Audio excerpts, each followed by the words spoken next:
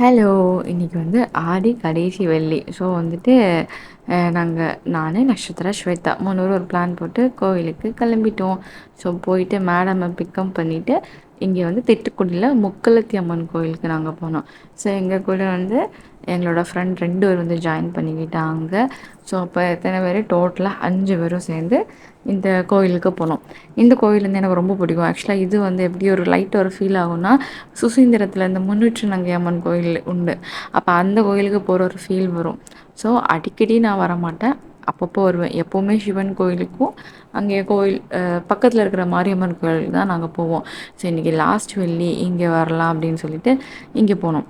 இங்கே போனோடனே வந்து ஆல்ரெடி ஏதோ ஃபங்க்ஷன்லாம் முடிஞ்சிருக்கும் போல். ஸோ வந்து இந்த சாமியெல்லாம் வெளியே எடுத்துகிட்டு வரதுக்காக அலங்காரம் பண்ணி வச்சுருந்தாங்க. போயிட்டு சாமி இன்றைக்கி எங்கே நாங்கள் 2 கோயில் போனோம். ஃபஸ்ட்டு இந்த கோயில் போனோம். வெஜ் பிரியாணி வாசம் பயங்கரமாக அடிச்சிச்சு. ஆனால் பூஜை கிட்ட லேட் ஆச்சு, நாங்கள் கிளம்பிட்டோம். விளக்கேற்ற உட்காந்தா தீப்பெட்டி வரமாட்டேங்குது. அது பாட்டுக்கு ஒரு பக்கம் வேக வேகமாக போயிட்டு விடுது. எவ்வளோ கஷ்டப்பட்டேன்னு தெரியுமா? பட்டு ஒரு வழியாக விளக்கேற்றி சாமி கும்பிட்டாச்சு. ஸோ வந்து தீவாரணை கொடுத்துட்டு வெயிட் பண்ண சொன்னாங்க. பட் ஓகே, டைம் இல்லை, இன்னொரு கோவிலுக்கு போகணும். அதனால் நாங்கள் வந்து இங்கேருந்து விளக்கேற்றி சாமி கும்பிட்டு இங்கேருந்து கிளம்பிட்டோம். ஆனால் சும்மா சொல்லக்கூடாது, வெஜ் பிரியாணி ஸ்மெல் பயங்கரமாக வந்துச்சு. இன்றைக்கி அதே மாதிரி தான் சிவன் கோயிலில் என்ட்ரி ஆகிறோம், புளியோதரை வாசனை அடிக்குது. பட் எங்களுக்கு புளியோதரையும் கிடைக்கல. கடைசியில் எங்களுக்கு ஒன்றுமே கிடைக்கல. நக்ஷா வந்து இந்த ட்ரெஸ் புதுசு நல்லா இருக்கா, அவளுக்கு கம்ஃபர்டபுளாக இருக்கணும்னு சொல்லிட்டு இந்த மாதிரி ட்ரெஸ் போட்டேன். சரியான ஆட்டம், சரியான விளையாட்டு. மேடம் செம்ம ஜாலியாக இருந்தாங்க இன்றைக்கி. நாங்களுமே இன்றைக்கி ரொம்ப ஜாலியாக தான் இருந்தோம். நாளைக்கு வந்து ஆவணி பிறக்க போகுது. அப்புறம் வந்து இது வந்து சிவன் கோயில். இப்படி தான் என்ட்ரி ஆகணும். ஸோ நம்ம கேமரா குவாலிட்டி வந்து கொஞ்சம் அப்பப்போ இப்படி தான் இருக்கும். ஸோ வந்து அதை யாரும் பெருசுப்படுத்திக்க வேண்டாம். இருக்கிறத வச்சு கொண்டு போகலாம் அப்படிங்கிற ஒரு மைண்ட் செட்டில் அப்படியே கொண்டு போயிட்டுருக்கேன். ஸோ வந்து இன்றைக்கி வந்து கோவில் நல்ல ஒரு கூட்டம். சிவ சிவா அப்படின்னு சொல்லிட்டு உள்ளே போக வேண்டியதான். அதாவது இன்றைக்கி லாஸ்ட்டு வெள்ளி. இங்கே பாருங்களேன், ஒரு க்யூட்டான பேபி இருந்தாங்க. இவங்க கண்ணு செம்ம அழகா இருந்துச்சு. நெக்ஸ்ட்டு நானும் நக்ஷாவும் உள்ளே போயிட்டோம். கோயிலில் வந்து செம கூட்டம். அதாவது இன்றைக்கி வந்து கடைசி வெள்ளி. அப்புறம் வந்துட்டு வரலட்சுமி நோன்பு சம்திங் போல். ஸோ வந்து நிறைய பேர் வந்திருந்தாங்க. நாங்கள் ஃப்ரைடே, அதனால் நாங்களும் போனோம். போயிட்டு விளக்கு வாங்கிட்டே போயிட்டேன். ஏற்றுறதுக்கு இது பண்ணல. தீப்பெட்டியும் நான் மெயினாக ஒன்று வாங்கிக்கிட்டேன். ஏன்னா அந்த தீப்பெட்டி வச்சு என்னால் கொளுத்த முடியாது. பாருங்கள், இதுதான் திட்டக்குடி பெரிய கோவில். நிறைய கூட்டம் வந்துச்சு. இங்கே பாருங்கள், 2 பேரும் சேர்ந்து அவளை கொண்டு போக எவ்வளோ கஷ்டப்படுறாங்கன்னு சொல்லிட்டு. நக்ஷா வந்து செம்ம செட்டு பண்ணுவாள். பட் ஒரு நாள் போகலனாலும் ஸ்வேதா ஃபோன் பண்ணி ஏன்க்கா பாப்பா வரல அப்படின்னு கேட்பா. போனால் இப்படி தான் நடக்கும்.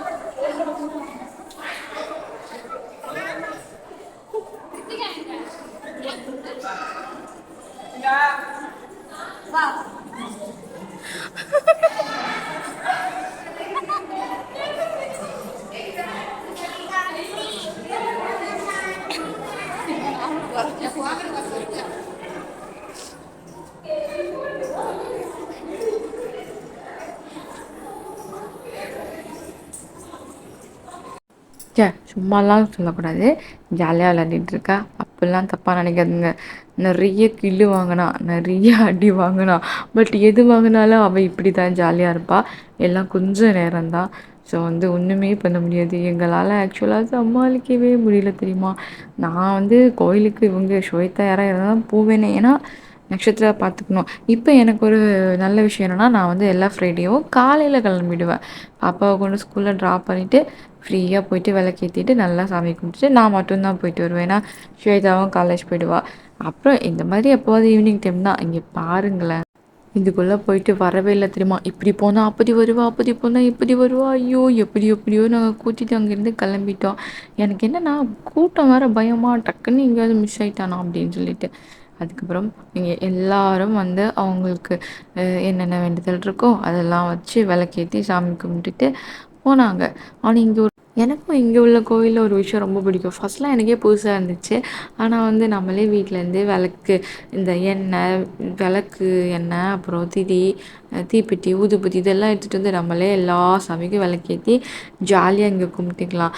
நான் வந்து எங்கள் ஊர்லலாம் அப்படி பார்த்ததே இல்லை. இந்த துர்க்கை அம்மனுக்குலாம் விளக்கு போடுவாங்க. பட் நான்லாம் அப்படி போயெல்லாம் அங்கே நாகர்கோவிலில் நான் போட்டதில்லை. மற்றவங்கெல்லாம் போடுவாங்க, நான் போட்டதில்லை. இங்கே வந்து எல்லாருமே போய் விளக்கேற்றுவாங்க.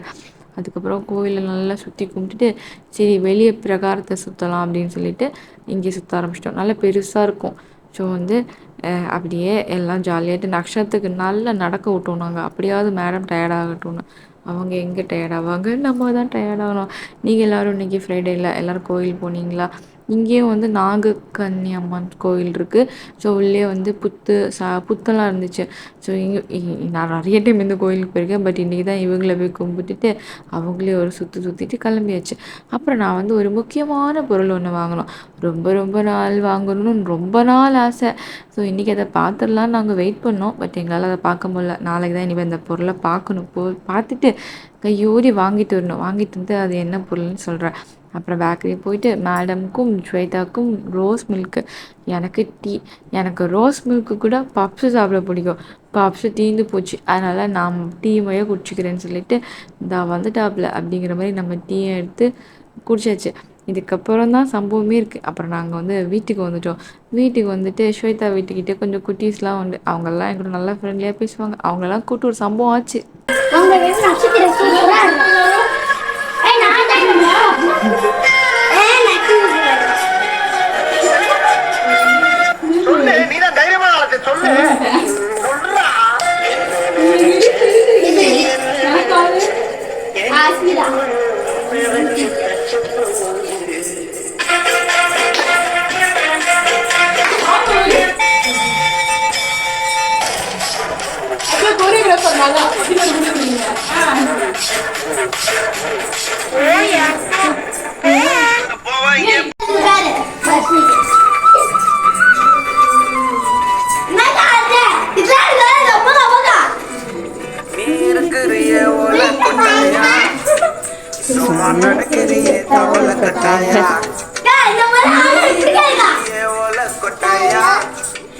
சும்மா நடக்கிறியே தாள கொட்டாயா தமிழ் மகவாய் நிக்கிறிய பஞ்சு மிட்டாயா பஞ்சு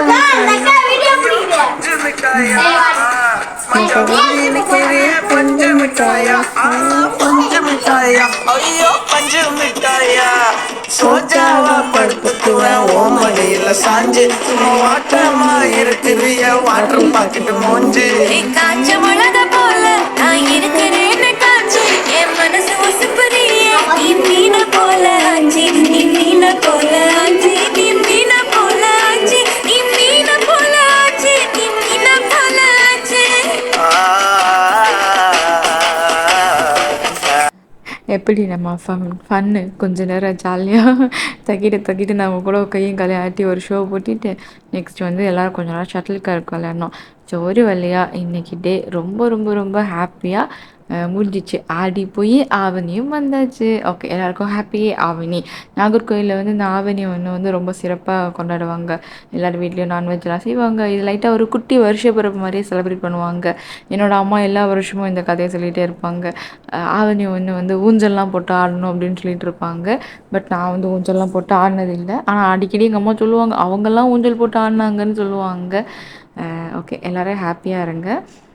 நான் நாளைக்கு என்னோடய அந்த ரொம்ப நாள் வாங்கணும்னு நினச்ச அந்த பொருளை வாங்கிட்டு கண்டிப்பாக அதை என்னன்னு சொல்லி நான் அப்லோட் பண்ணுறேன். இன்கேஸ் அது யாருக்காவது இதுதான் அது அப்படின்னு தெரிஞ்சிச்சுன்னா கமெண்ட் பண்ணுங்கள். ஓகேவா? பை.